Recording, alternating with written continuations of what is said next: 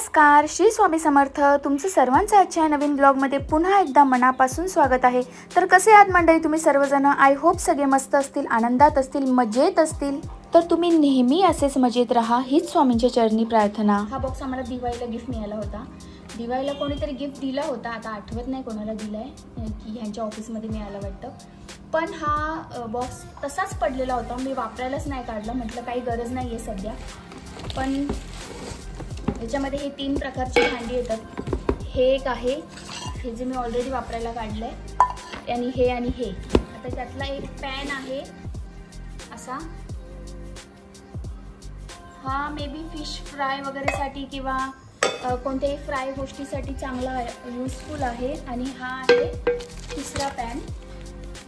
हा may be डोसासाठी असेल, dosa pan असेल हा. तर मला डोसे करायचे आहेत, आता मी करणार आहे. बघा, हा आहे डोसा पॅन, हा आहे फ्राईंग पॅन, याच्यावर आपण काही पण फ्राय करू शकतो. आणि हा आहे, हा फ्राईंग पॅन नाही, हा पॅन कढई आहे, याच्यावर आपण काही हळू याचा व्हिडिओमध्ये आवाज येतो बाळा. आणि ही कढई, याच्यामध्ये पण आपण काही पण भाज्या वगैरे करू शकतो. तर आधी हा बॉक्स असाच पडलेला होता घरामध्ये, मी वापरायलाच नाही काढला, स्टोरेजमध्ये होता. पण माझी बहीण बोलली तू व्हिडिओज वगैरे बनवते तर नवीन नवीन भांडी वापरायला काढणं, जुने भांडे सगळे ठेवून दे. मग मी काय करणार आहे, जी काही भांडी माझी अशी काळी पडली आहे किंवा खराब झाली आहे ती भांडी सगळी चेंज करणार आहे आणि सगळी अशी चांगली चांगली भांडी वापरायला काढणार आहे. खरं तर नॉनस्टिक पॅन जास्त वापरायचे नसतात, पण आहे ना काही गोष्टींसाठी नॉनस्टिक शिवाय ऑप्शन नाही आहे. म्हणजे भाज्या चिटकत नाही खाली, आणि आपण कमी तेलाचं नेहमी आपल्याला हवं असतं, तर त्यासाठी नॉनस्टिकचंच ऑप्शन चांगलं आहे. तर मी आता एक्सप्लोअर करणार आहे. माझ्याकडे अजून बऱ्याच अशा छान छान वस्तू ज्या दिसायला छान आहेत, पण मी त्या वापरत नाही. तर अशा वस्तू मी आता एक्सप्लोअर करणार आहे. सॅटर्डे संडेमध्ये अशी भांडी जी छान आहेत, मी किचनमध्ये आता चेंज करू शकते, त्यांना वापरू शकते, अशी भांडी मी आता स्टार्ट करणार आहे शोधायला. हा आहे न्यू पॅन. आता याच्यावर आपण चेक करून बघूया आपला डोसा कसा होतो, कारण माझ्याकडे ऑलरेडी डोस्याचे बॅटर आहेच. मग चेक करून बघतो.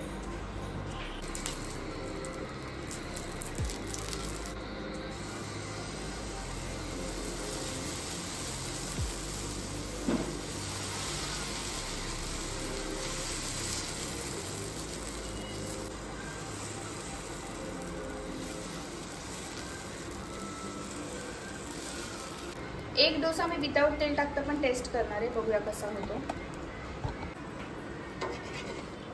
तर बघा आपला डोसा रेडी आहे. थोडीशी साईज त्याची बिघडली आहे, ठीक आहे, आता थोडं ॲडजस्ट करावंच लागतं. तर मी आता दुसरा जो डोसा आहे तो विदाउट ऑइल चेक करते की कसा होतो. बघूया आपण विदाउट ऑइल चांगला होतो का, कारण ऑइल टाकल्यावर मला थोडा गोल गोल फिरवायला प्रॉब्लेम झाला होता. ओ, विदाउट ऑइल चांगला होतोय, मला व्यवस्थित गोल फिरवता पण येतोय. वाव, शिट, मी आधी उगाचच तेल टाकलं. सवय लागली ना आपल्याला सगळ्या गोष्टीत तेल टाकायची. पण बघा ना किती सुंदर होतोय. आहा, आता मी अजिबात ऑइल नाही टाकणार. आणि हेल्दी पण आहे ना, ऑइल नाही खाल्ल्यावर अशा प्रकारचा डोसा खाल्ला तर अजून आपल्यासाठी हेल्दी आहे. बघा तुम्हाला जवळ दाखवतो. बघा किती छान मस्तपैकी रेडी झाला आहे. आणि फिरवतानाही असं स्पूनने व्यवस्थित फिरवता आला, नाही तर तेल टाकले तेव्हा फिरवता पण नव्हतं स्पूनने व्यवस्थित. आहा, मस्त होणार आहे हा डोसा.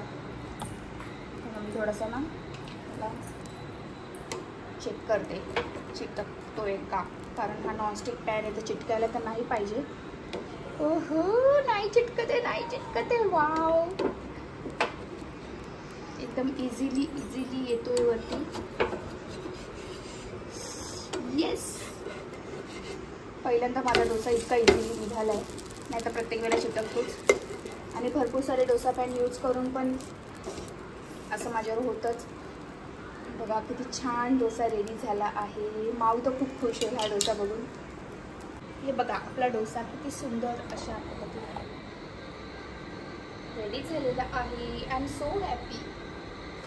आता मी देते माऊला खायला हा डोसा लगेच, मग त्याच्यानंतर दुसरा टाकते आधी, मग तिला खायला देते. तोपर्यंत दुसरा रेडी होईल ना. I have gotten the best dosa pan. उगाचच मी हा डोसा पॅन आणि हा गिफ्ट वाउचर सगळं लपून ठेवलं होतं. आधीच यूज केलं असतं तर किती बरं झालं असतं. तसं माझ्या बहिणीने पण मला एक डोसा पॅन दिला आहे, तो सुद्धा छान आहे, तर तो पण मी ठेवून दिला आहे. ठेवून देण्याची जरा आहे मला सवय वस्तू. आणि याच्यावर माझी बहीण मला ओरडत असते की जेव्हा तेव्हा वस्तू वापरत जा, ठेवून नको देत जाऊ. तर आता हा डोसा रेडी होतो, पण मी तिला दुसरा डोसा देऊन येते. तर अशा प्रकारे आमची डोस्यांची ट्रीट एकदम भारी झाली. एकदम टेस्टी असे डोसे खाऊन आम्ही दोघी पण खुश झालो होतो. आणि लवकर झोपायचं होतं कारण दुसऱ्या दिवशी सोमवार होता, माऊची शेवटचा पेपर होता, एक्झाम चालू आहे तिची. आणि सोमवार असल्यावर दुसरा श्रावणी सोमवार होता म्हटल्यावर देवांची पूजा वगैरे सगळं व्यवस्थित करायचं असतं. त्यामुळे मग मी सोमवारी लवकर उठून सगळं व्यवस्थित स्वामींची पूजा वगैरे केली, देवांची व्यवस्थित पूजा वगैरे आधी करून घेतली, कारण मला मंदिरात जाऊन शिवशंकराची पण पूजा करायची होती. तर मी आधी देवांची पूजा करून घेते आणि मग त्यानंतरच मंदिरात जाते. म्हणजे कधी कधी मंदिरात गर्दी असते तर उशीर झाला तरी चालून जातं, पण मी शक्यतो दुपारच्या वेळेला जाते, म्हणजे गर्दी कमी असते आणि शांततेने दर्शन पण होतं, सेवा पूजा पण होते आणि मला शूट करायचं असतं तर ते पण व्यवस्थित करता येतं.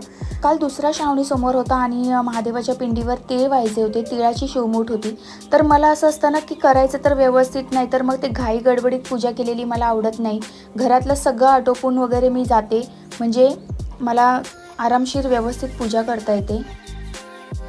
आणि मी जेव्हा मंदिरातून परत आली तेव्हा ह्या तिघी हे क्राफ्टचं वर्क करत होत्या. ॲक्च्युली मीच त्यांना करायला सांगितलं, कारण त्यांचा लास्ट पेपर होता तिघींचा पण.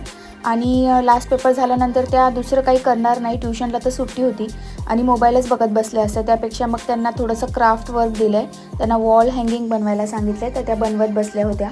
कोणती ॲक्टिव्हिटी दाखव माऊ जरा फोनमध्ये. हां,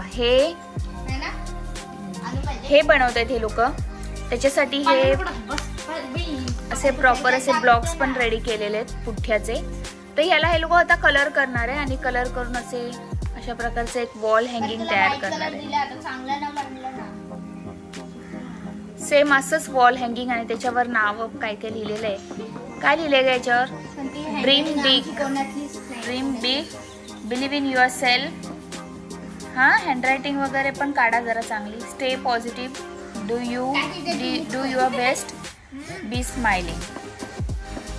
तर अशा प्रकारचं एक वॉल हँगिंग रेडी करतात आहे. तर मोबाईलच बघणार बसून, त्याच्यापेक्षा मग एक्झाम संपली आहे आणि फ्री. हां, एक्झाम संपली आहे. कोणती एक्झाम संपली परी? फर्स्ट युनिट टेस्ट संपली आहे, त्याच्यामुळे मग आता ह्या थोड्याशा फ्री आहेत. त्याच्या आधी रक्षाबंधन आहे बाळा, तर मग त्याच्यामुळे एक्झाम झाल्यामुळे त्यांना काही आज अभ्यास नाहीये, ट्युशनला पण सुट्टी आहे. मग घरी बसून मोबाईल बघण्यापेक्षा म्हटलं काहीतरी काम करा, क्राफ्ट बनवा, काहीतरी वॉल हँगिंग बनवा, म्हणजे मी पण घरामध्ये लावू शकेल. छान बनवा, बनून झाल्यावर आपल्याला दाखवायचं आहे सगळ्यांना की कसं बनवलंय. हा परी, तो कलर छान वाटतोय. हा, छान वाटतोय. दाखव स्वरा, तू कोणता कलर घेतलाय? ब्ल्यू. तर आता स्वरा, माही आणि परी छान असं क्राफ्ट रेडी करतायत. पूर्ण झाल्यावर मी सगळ्यांना दाखवणार आहे माऊ कसं बनवलंय ते, त्यामुळे छान बनवा जरा. हो, पूर्ण करा. होईल, आजच होईल. It's very easy. पाठी नका करू, फक्त पुढे करा. कोणते झाले? हा, जा परी, तू धुवून ये जा. कोणकोणते झाले दाखव. येलो, पिंक आणि ब्लू. एक लॉलीपॉप किती वेळा खातेस तू आता? किती वेळ चालणार आहे तेवढा लॉलीपॉप?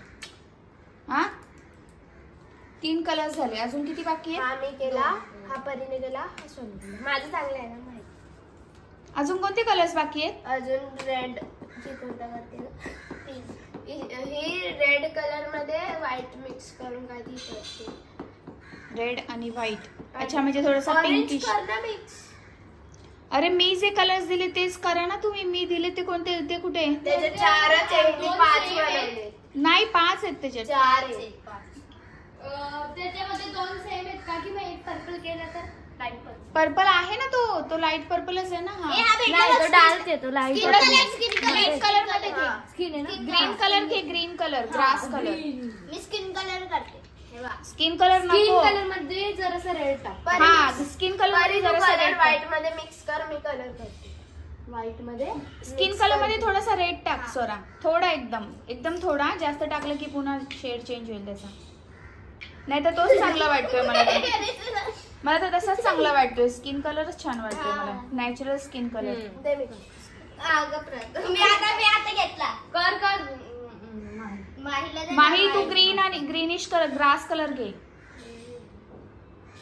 लहान मुलांना एका ठिकाणी बसायचा फार कंटाळा येतो, त्यामुळे एकदम जबरदस्ती बसवल्यासारख्या त्या थोडा वेळ बसल्या आणि त्यांनी तेवढे ब्लॉक्स फक्त कलर केले आणि पसारा तर एवढा करून ठेवलेला की ते आवरण्यातच माझा किती वेळ गेला. कारण त्यांना एका ठिकाणी बसून खेळायला फार कंटाळा येतो. फक्त मोबाईल एका ठिकाणी बसून बघू शकतात ती लोक, नाहीतर एरवी त्यांना बाहेर मोकळं खेळायला जायचं असतं तिघींना पण.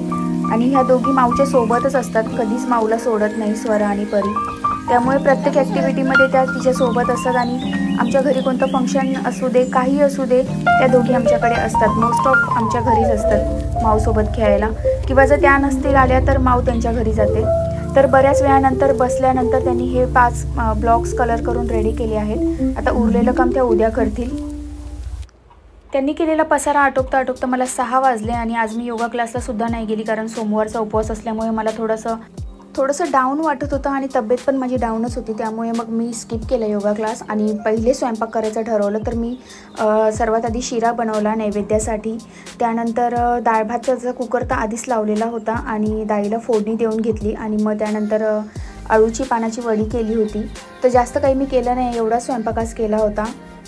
चपाती भाजी नव्हती बनवली, फक्त डाळ भात, अळूच्या पानाची वडी आणि शिरा एवढाच स्वयंपाक आज केला होता. कारण दिवसभराचा कडक उपवास केल्यानंतर रात्री अचानक खूप चपाती आणि हे असं हेवी जेवण मला खाल्लं जात नाही. त्यामुळे मी शक्यतो डाळ भात, मेथीची भाजी असं हलकं काहीतरी बनवत असते, किंवा मग ज्वारीची भाकरी वगैरे असं ऑप्शन जे हलकं अन्न पचायला हलकं असेल असं. कारण दिवसभराच्या उपवासानंतर आपली जे डायजेस्टिव्ह सिस्टीम असते ती स्लो झालेली असते, अशी पण ती संध्याकाळची स्लोच झालेली असते. त्याच्यात आपण हेवी जेवण अचानक पोटामध्ये टाकलं म्हणजे दिवसभराचं रिकामं पोटाने अचानक खूप अन्न टाकलं तरी आपल्याला त्रास होतो, म्हणून तेवढी काळजी मी घेते.